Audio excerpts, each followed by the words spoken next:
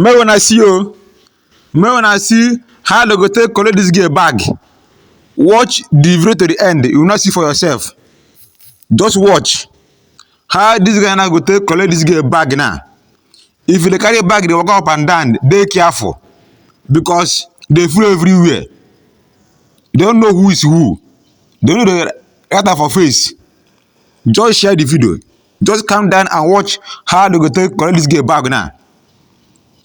See how dis guy now is standing dis place now waiting for somebody, and the guy will come and collect him bag now. Just watch. Just watch. No skip the video. Just watch and see what's happening here. Just watch. See, the guy don come now. The guy don come now. You see? You see?